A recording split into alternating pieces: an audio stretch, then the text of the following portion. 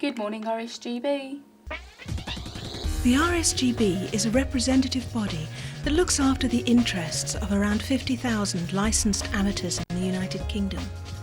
We have been in existence for over 90 years, and our work on your behalf is as important today as when we were founded in 1913. In recent years, amateur radio has seen a great deal of change. The Society has met these changes head-on and is now a modern, vibrant organisation. This short film is designed to show you the work of your society. You will meet the people, the personalities, and see firsthand the jobs and tasks we undertake on your behalf.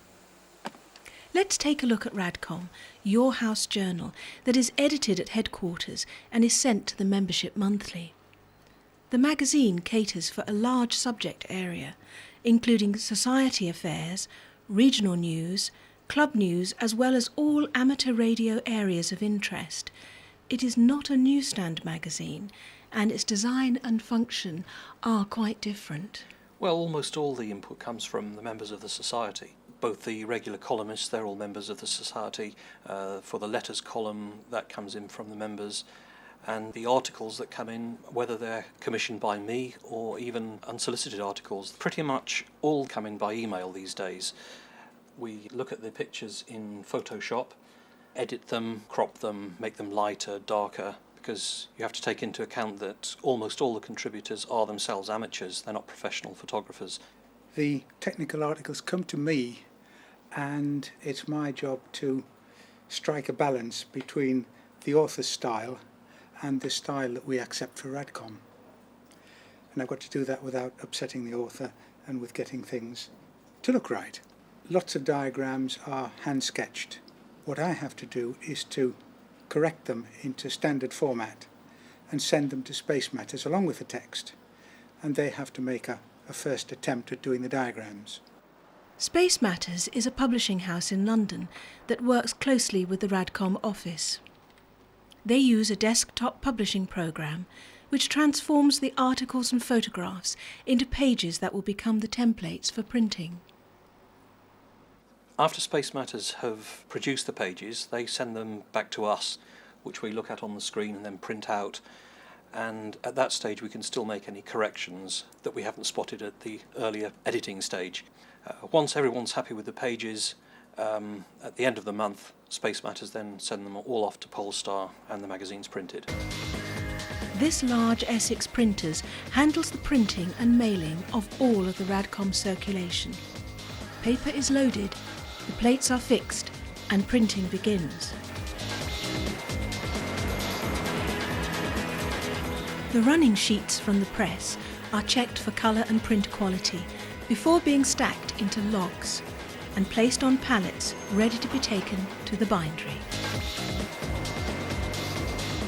The bindery is another massive building where automated machinery takes the folded running sheets and stitches or staples the sheets in order. The edges are trimmed and RadCom is stacked ready for mailing to you.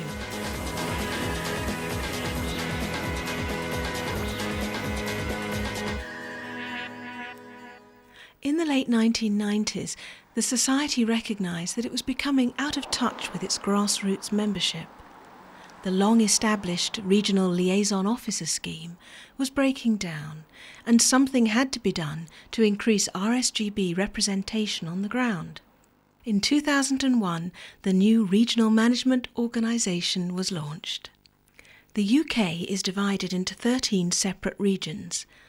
Within each region, there is a locally elected regional manager, who is assisted by 4 or more deputies.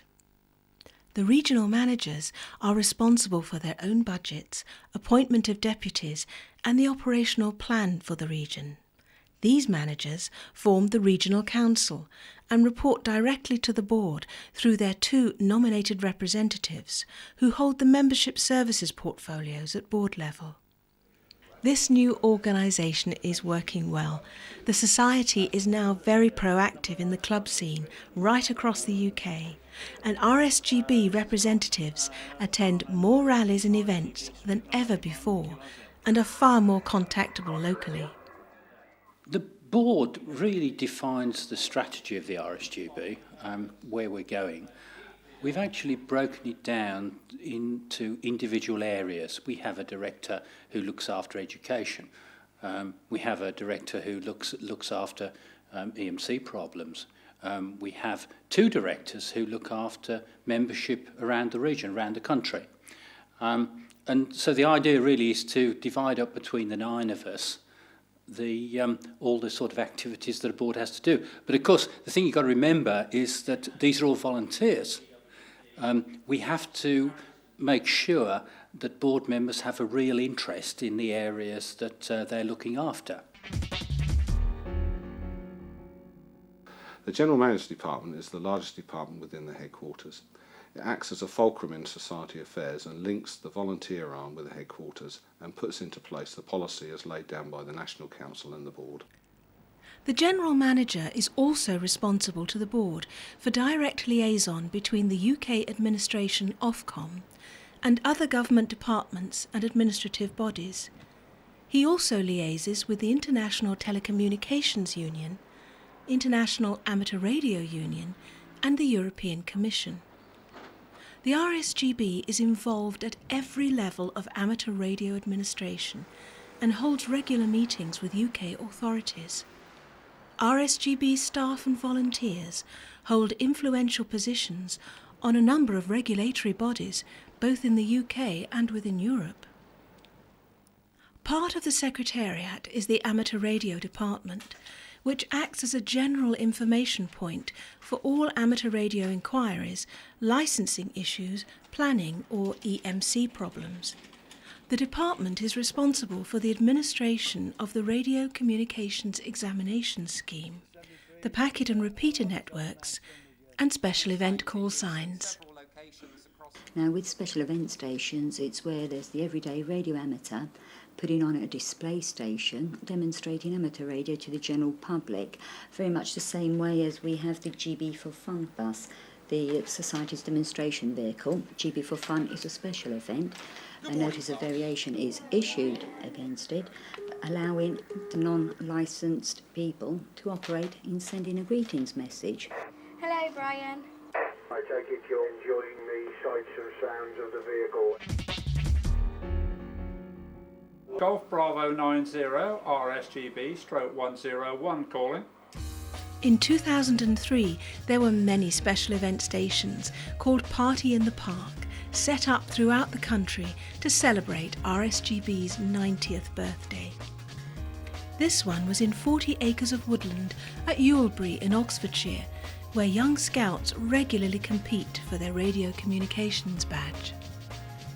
Education has always been important to the RSGB. A trust has recently been set up. The Radio Communications Foundation is a charitable trust which the Society set up in November 2003. The aim of the trust is to promote the awareness of radio communications to the general public.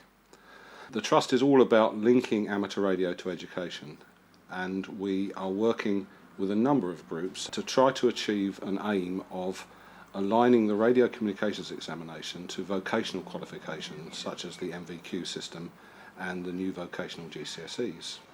The primary role really is to support our GB for Fun project. This has been very successful in promoting radio communications on the school curriculum and getting children aware of science-based subjects and mathematics in particular.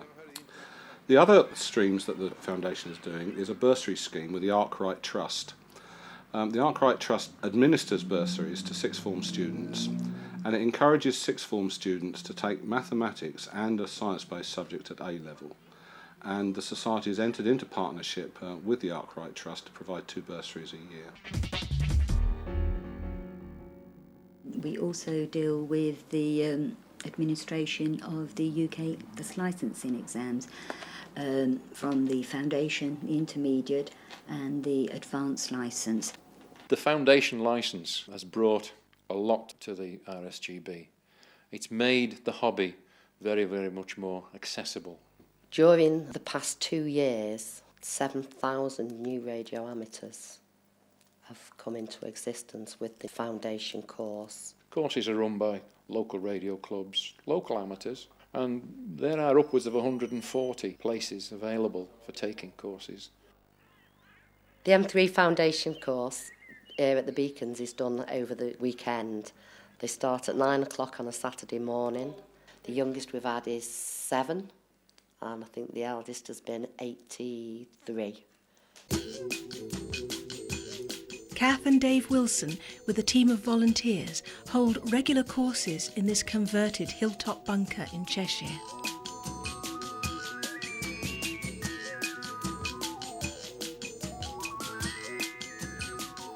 There's upwards of 12, 13 of us in the team.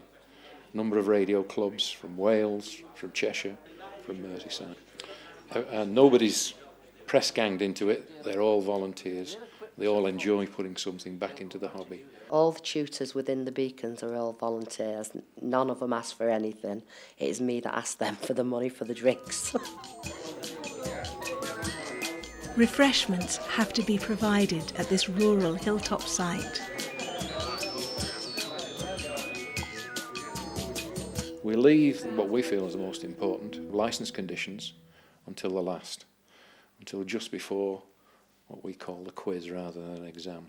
Then we set the room out ready for the exam, make the candidates feel comfortable, put the exam paper in front of them, and away they go for their half hour. And then the best part of all is giving them the results and if they've passed and seeing their faces, because it's still fantastic to see their faces when they've passed. I don't know how many I've got right, but I've passed and that's it.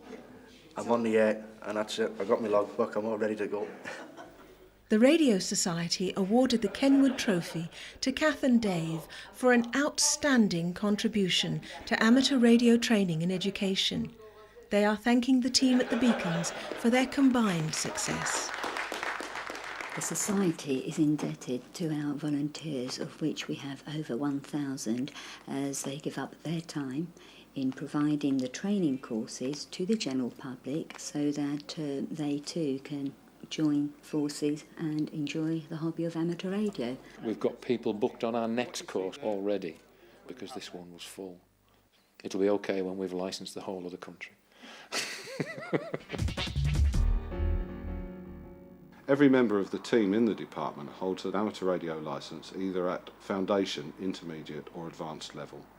If the amateur radio department can't answer your question, they certainly will know somebody who can. In Potter's Bar, without the regional structure that we have in place with the volunteers, then it'd be very difficult for amateurs to get hold of somebody all the time, because I don't think the phone would stop ringing at HQ if we weren't out there in the region to give help and support. The knowledge that's out there that radio amateurs have it's boundless, it's endless. There's people who've been in the hobby virtually since day one, who've seen everything, can tell you everything. 73s and have yourself a nice Sunday, Joe. The extensive repeater network set up throughout the UK is typical of the enthusiasm that volunteers give to the hobby. There's no financial support provided for these repeaters by either the R.S.G.B. or the government agency. They're put there purely by volunteers. The Lambda House headquarters contained several facilities for members. The National Amateur Radio Museum houses some fascinating exhibits spanning over 100 years of amateur radio.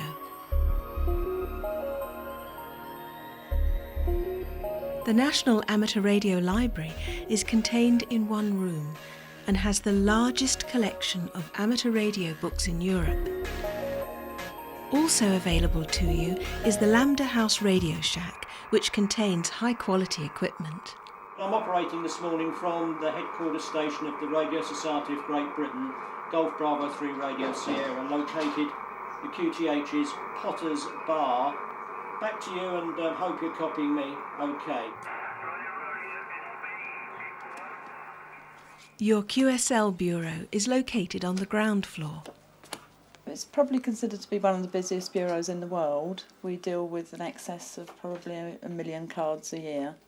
We receive cards in from members and foreign bureaus on a daily basis, and they have to be sorted, the British cards into the call sign series and the foreign ones into the categories of the foreign bureaus.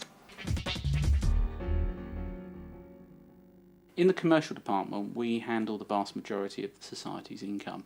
We are responsible for handling RSGB memberships, book sales and advertising income. In addition, we're also responsible for producing new RSGB books and obviously their promotional material and the advertising and so on. We also organise various RSGB events such as the HF convention, our participation in Science Week and the attendance at the many rallies up and down the country. Alongside that, we also produce the press releases for our media promotions when we do them and things of that nature. Because of the design skills in the department, we also produce the various RSGB leaflets, promotional forms and the various things connected with the exams that the amateur radio department deal with. Your orders for books and publications are taken at Lambda House. These days, the majority of the orders that we receive are via the internet, using our software. We obviously do still take them on the phone and through the fax and by the post. And essentially what happens is the customer's details are entered onto our system with the details of what they require, the credit card payments are taken, all the checks are dealt with. And then periodically through the day we run the orders out into a batch and dispatch them electronically to a company called Trade Counters who are based in Suffolk, and they store all the RSGB stock for sending out to our customers. From the transmitted orders they produce their own picking notes and invoices, and then they distribute that onto their pickers who go out to the shelves, collect the books into individual orders, send them through their packing system so that they get nicely protected in the transit. Then they're sent out via the Royal Mail usually onwards to the customer to arrive in the normal post.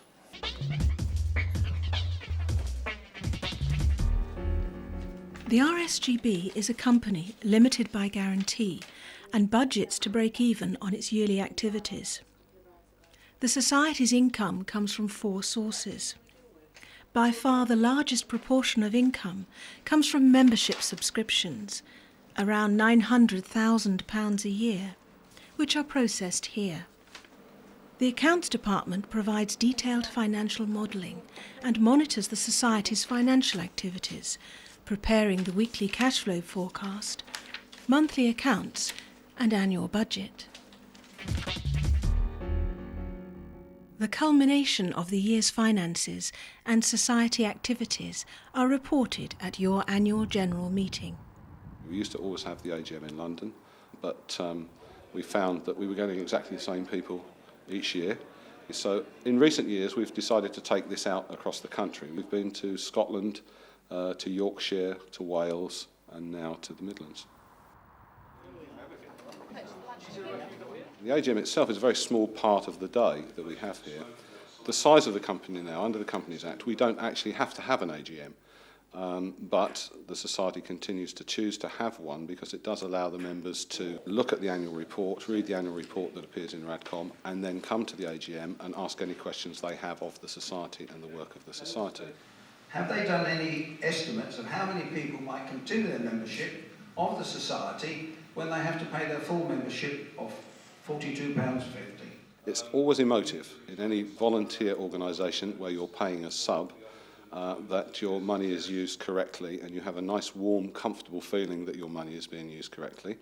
And the AGM gives the people the opportunity to see the transparency of the accounts and the way the Society goes about its business. I think we made a slight profit at Friedrichshafen and a slight loss at Dayton. The other side of the AGM is making some awards to amateurs that have done good works and written technical articles or done good works in the fields and so forth, which the board consider on an annual basis. Well, as I said to the audience on one of the guys, his article wasn't just published here, it was published in the USA as well, because it was thought to be sort of quite outstanding. And the other presentations that we made are of that calibre. And it's really quite interesting that you can do some really high-quality technical work, but you can do it in your back garden workshop, shall we say. Another important part of the AGM is the presidential address, and the presidential address is actually the work that the Society has done in the last year, gathering together of all the information that the other volunteers and the committees and everybody else has done. The RSGB will have to change even more radically to meet these challenges. The presidents can be anyone in the Society, but it's normally a member of the board, and they're elected by all of the regional managers and all of the board. So it's a pretty democratic, open process, and they're elected for 2 years. And the presidents, of course, go back to 1913, as you might expect, and the first presidents were members of the Royal Society, most of them. We have a very good pedigree, I have to say. Lunchtime is a valuable opportunity to meet up with old friends and acquaintances.